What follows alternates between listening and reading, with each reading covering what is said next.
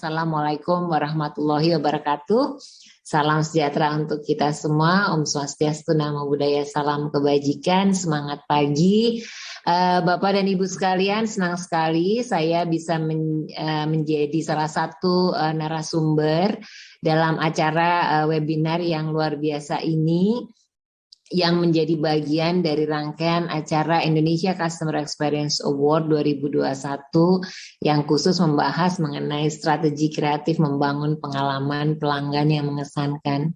Nah, untuk topik saya kali ini, saya akan menyoroti beberapa new approach, itu bagaimana kami khususnya di BRI untuk bisa menjaga customer engagement gitu, sehingga kita bisa mengantisipasi customer behavior yang berubah sepanjang 2 tahun terakhir ini, khususnya ketika kita mengalami global conditions yang tidak favorable, yaitu pandemi COVID-19.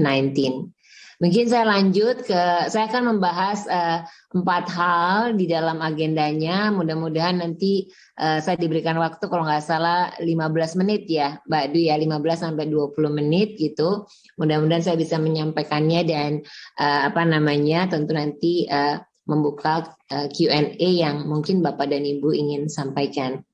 Baik, saya akan masuk di agenda yang pertama, bagaimana mengenai multi disruption challenges, trend dan customer behavior yang berubah dalam 2 tahun terakhir ini.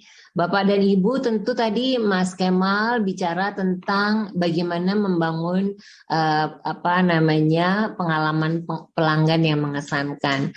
Nah, untuk bisa membangun pengalaman pelanggan yang mengesankan, tentu kita harus memahami apa sih yang terjadi kepada pelanggan kita, dan kita bisa mengantisipasi kira-kira perubahan-perubahan yang terjadi itu. Kita harus bisa meresponsnya dengan baik sehingga brand kita berada di dalam lingkaran kebutuhan atau keinginan pelanggan. Bapak Ibu sekalian, kalau kita lihat di 2 tahun terakhir ini, ternyata memang perubahannya luar biasa. Mr. COVID-19 ini menjadi sebuah transformer yang luar biasa powerful, sehingga kalau kita lihat perubahan customer yang sebelumnya mungkin kita tidak menyangka ini akan berubah demikian cepat. Tetapi Mr. COVID-19 ini ternyata bisa mengubah pola gitu masyarakat kita, bukan hanya di Indonesia tapi secara global. Kemudian beradaptasi menggunakan semua perangkat berbasis internet dan mobile devices untuk mereka bisa melakukan berbagai macam kegiatannya. Kita potret Indonesia sendiri, karena Indonesia ternyata masyarakatnya sudah sangat siap untuk bisa merespons perubahan dan bagaimana mengantisipasinya dan beradaptasi terhadap pertumbuhan bisnis yang terkait dengan financial technology, demikian juga seluruh yang berbasis digital. Nah, mengapa ini demikian cepat? Karena kalau kita lihat dari research dan angka-angka yang sudah dipublish, total internet user Indonesia populations itu sudah penetrasinya 73,7% dari total populasi kita yang 274 juta orang. Kemudian yang lebih mengagumkan lagi adalah ternyata populasi Indonesia itu telah terkonek secara mobile dengan mobile connections melalui social media, dan mereka itu ternyata penetrasi mobile device ini kepada total populasi sudah 125,6%, atau ada sekitar 345 mobile devices yang sekarang tersebar dan dimiliki dan digunakan oleh masyarakat Indonesia. Nah, tentu ini angka-angka yang menunjukkan bahwa memang ternyata kita nggak bisa underestimate loh, ternyata banyak sekali perubahan yang terjadi dalam 2 tahun terakhir ini. Karena kalau sebelumnya kita beranggapan bahwa untuk masyarakat Indonesia itu teradopsi secara digital akan butuh waktu 5 tahun. Tapi ternyata dalam 2 tahun gitu, seluruh populasi Indonesia khususnya yang aktif gitu ya dan produktif ini sudah terkoneksi dengan mobile. Dan yang paling juga menunjukkan growth exponentials adalah edukasi kita untuk mengenalkan transaksi cashless. Kalau dulu kita lihat bahwa kita harus punya campaign agar ekonomi kita ini menjadi lebih efisien, maka kita harus mengintroduce atau mengenalkan transaksi cashless, tidak menggunakan uang tunai. Nah, ternyata dalam 2 tahun selama pandemi COVID, di mana orang menghindari untuk bersentuhan dengan benda-benda yang mungkin bisa menjadi penyalur virus, antara lain misalnya uang gitu, karena uang itu berpindah tangan gitu ya dari satu orang ke orang lain, maka ternyata tanpa membutuhkan edukasi yang luar biasa, e-money itu menjadi sebuah pola transaksi baru yang menunjukkan pertumbuhan yang eksponensial. Mengapa diminati?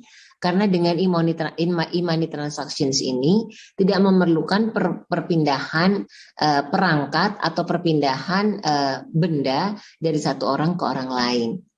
Dan kemudian fenomena lain lagi adalah bahwa ternyata selama pandemi COVID yang 2 tahun terakhir ini menyadarkan masyarakat Indonesia bahwa ternyata melakukan perencanaan keuangan itu menjadi hal yang penting, karena ternyata ketika dihadapkan oleh situasi selama pandemi COVID, uncertainty begitu besar, kebutuhan tentang financial readiness support begitu itu besar. Orang kemudian tersadarkan bahwa ternyata pola investasi yang tepat itu sangat diperlukan untuk memastikan bahwa ketika hal buruk terjadi, maka kita bisa survive. Dan di 2020-2021, Central Bank atau Bank Indonesia juga sudah mencanangkan transaksi berbasis QR yang sudah terstandarisasi atau KRIS disebutnya. Kenapa ini diintroduce? Karena untuk memudahkan transaksi berlangsung tanpa tadi ada perpindahan benda, cukup dilakukan melalui device dan terdigitalisasi masuk ke rekening dari antara pembeli dan pedagang begitu. Jadi pertumbuhannya luar biasa dalam 2 tahun terakhir, yang mungkin sebelumnya kita melihat bahwa harusnya transaksi berbasis QR ini cukup lama ya untuk kita bisa edukasi. Ternyata dengan adanya pandemi kemarin justru ini terakselerasi dengan cepat. Nah, kemudian juga kalau kita lihat transaksi yang terjadi karena toko-toko ditutup, mall juga ditutup, kemudian pembatasan-pembatasan, maka demikian juga semuanya lebih banyak work from home, melakukan aktivitas di rumah, maka kemudian ternyata transaksi berbasis commerce menjadi meningkat. Nah, ketika melakukan validasi kembali gitu, apakah masyarakat atau pelanggan ditanyakan apakah nanti setelah kondisi menjadi normal mereka akan berbelanjanya itu di offline atau mereka tetap mempertahankan belanja berbasis online. 93% mereka menyatakan bahwa mereka tetap akan berbelanja berbasis commerce atau dengan online. Nah, jadi kalau melihat hal ini adalah customer behavior changes yang sangat signifikan dalam 2 tahun terakhir. Tentu ini harus direspons bagaimana kita seluruh brand melihat fenomena baru ini untuk memastikan bahwa produk dan services perusahaan kita ada di antara kebutuhan dan menjawab dan memberikan solusi gitu ya bagi pengguna atau pelanggan. Saya lanjutkan. Nah, kalau kita lihat juga berdasarkan data, ternyata fintech di Indonesia ini bertumbuh amat sangat pesat dalam 2 tahun terakhir ini. Bahkan kalau kita lihat unicorn besar kita sudah juga melengkapi produk-produknya dengan layanan-layanan yang sudah masuk ke ranah financial services gitu. Karena apa? Karena mereka melihat bahwa ketika masyarakat atau user penggunanya itu masuk di dalam ekosistemnya, ternyata ada kebutuhan-kebutuhan yang bisa dioptimalkan menggunakan platform yang ada. Bahkan di dalam 2 tahun terakhir, kalau kita lihat bahwa kebutuhan financial support berbasis digital ini juga menjadi sangat meningkat. Jadi kalau kita lihat pertumbuhan peer-to-peer lending, direct lending itu menunjukkan record pertumbuhan yang sangat eksponensial dalam 2 tahun terakhir. Nah, saya lanjutkan. Nah, dari hal-hal tersebut, maka kalau kita melihat pelanggan kita sekarang betul-betul sudah berubah gitu ya behaviornya, dan sering dibahas apakah customer ini akan kembali lagi gitu ya setelah nanti pandemi COVID ini akan berlalu. Sebuah buku ya dan juga research menyampaikan bahwa ketika sebuah kebiasaan baru berturut-turut begitu ya dilakukan selama 90 hari tanpa jeda, maka itu akan menjadi kebiasaan baru yang permanen. Nah, kalau kita melihat tadi perubahan-perubahan itu sepanjang pandemi COVID telah terjadi secara simultaneous lebih dari 90 hari. Sehingga rasanya meskipun nanti pandemi COVID berlalu bisa di-maintain dengan baik, maka kebiasaan customer yang sekarang ini terjadi rasanya kemungkinan kecil akan kembali menjadi sebelum pandemi COVID. Nah, kalau kita lihat apa sih yang berubah gitu ya. Tadi saya sudah menyampaikan bahwa transaksi berbasis commerce dan omni channels kalau di perbankan gitu ya, ini diamati betul dan terlihat pertumbuhannya sangat luar biasa. Bahkan kalau dulu ketika nasabah-nasabah UMKM gitu atau siapapun individual yang ingin melakukan kegiatan usaha, mereka selalu berpikir saya mesti buka toko, saya mesti menyiapkan modal untuk membuat showcase. Sekarang tidak lagi, karena mereka sudah teradopsi dengan social media platform untuk mereka bisa men-showcase produk-produknya. Namun mereka juga menyediakan produk-produk yang bisa juga di onboardkan di offline store gitu ya. Nah, kemudian juga bagaimana social commerce ini menjadi penting gitu ya, dan menjadi sarana untuk juga mengintroduce atau memperkenalkan produk-produknya sehingga mudah meraih atau berhubungan dengan customer agar aktivitas salesnya terjadi. Demikian juga share mobility ya, dengan adanya kondisi pandemi COVID ini juga menjadi sebuah kebiasaan baru. Demikian juga kita kenal kemudahan bagi para pelanggan untuk bisa berinteraksi dengan kita sebagai produsen atau provider. Saya lanjutkan. Nah, ketika kita bicara tentang perubahan-perubahan behavior dan kemudian pola-pola transaksi dari nasabah, kemudian juga pola-pola berdagang atau melakukan sebuah transaksi pembayaran dari pelanggan dan produsen.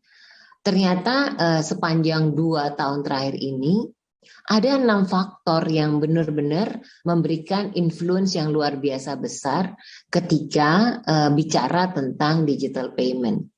Nah, melalui digital payment ini ternyata dengan mudah terjadi inklusi berbasis mobile device menggunakan uang elektronik. Yang tadinya mungkin kita masih bicara inklusi itu harus kita lakukan misalnya edukasi yang satu persatu. Tetapi ternyata dengan peningkatan penetrasi mobile device, maka ini menjadi lebih dimudahkan. Kemudian juga bagaimana perubahan-perubahan terjadi ketika kita juga disupport oleh regulator membuat sebuah aktivitas yang mensupport open banking. Demikian juga tadi kalau saya potret kembali mengenai bagaimana transaksi itu juga sekarang sudah mulai teradopsi berbasis uang elektronik, bukan lagi berupa uang yang secara kartal begitu ya, ini diperdagangkan. Nah, saya lanjut ke berikutnya. Namun yang tentu menjadi PR adalah bagaimana kita bisa mempertahankan atau mengantisipasi tentang cyber security. Nah, tadi semuanya yang sudah berubah tersebut, kalau kita lihat apa sih sebenarnya yang dibutuhkan oleh customer ketika mereka ingin beraktivitas menghubungkan antara pembeli dan produser. Ternyata yang dibutuhkan oleh customer itu ketika mereka berubah behavior transaksinya menjadi transaksi berbasis online, yang dia butuhkan adalah teknologi yang bisa memberikan solusi kepada pelanggan, dan teknologi itu harus bersifat transparan dan ada kepastian dan bisa memberikan solusi dengan cepat. Nah, kemudian kalau di BRI kami berusaha untuk memahami betul begitu ya. Kebetulan karena saya Direktur Consumer di BRI, maka kami coba untuk bagaimana bank ini bisa relevan dengan customer behavior yang berubah dan juga kebutuhan-kebutuhannya. Nah, kalau kita lihat bahwa memang ternyata perubahannya itu luar biasa begitu ya. Nah, tadi saya sampaikan ternyata ketika kita validasi lagi gitu terhadap perubahan tadi, sebenarnya apa sih yang dibutuhkan oleh customer itu sehingga mereka terpuaskan ketika mereka menikmati layanan atau produk yang kita berikan. Jadi mereka menginginkan ketika mereka membutuhkan produk tersebut, maka convenience itu menjadi prioritas buat mereka untuk memilih layanan, service, produk yang ingin mereka dapatkan. Kemudian mereka juga sekarang sudah sangat concern terkait dengan environment awareness. Kemudian juga mereka ingin yang simple tapi baik gitu. Cara menservis produknya tidak berlebihan tapi memberikan solusi yang lebih baik. Ya, data-data pelanggan itu dapat terjaga dengan baik. Karena ternyata security ini tentang data-data customer itu menjadi salah satu concern para pelanggan ketika ingin menikmati layanannya. Nah, kemudian kita bicara mengenai bagaimana sih kita melakukan engagement-nya gitu. Maka untuk melakukan engagement diperlukan sebuah komunikasi yang efektif untuk kita bisa meyakinkan para pelanggan bahwa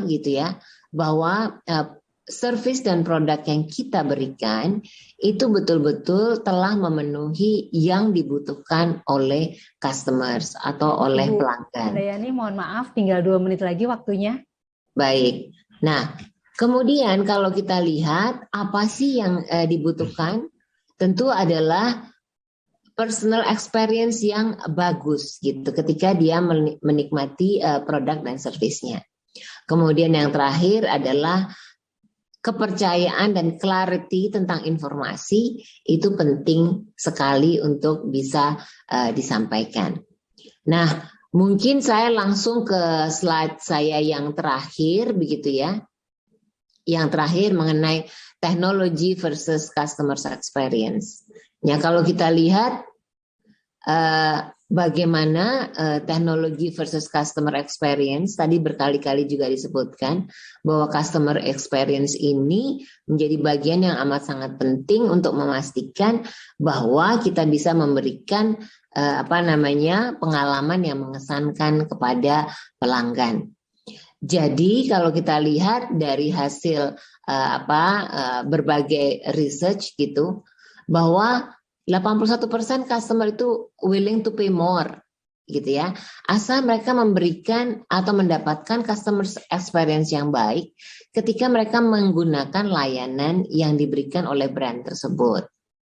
Kemudian juga mereka 93% top eksekutif mengatakan bahwa customer experience ini menjadi bagian yang amat sangat penting dan menjadi prioritas dalam menentukan business models gitu.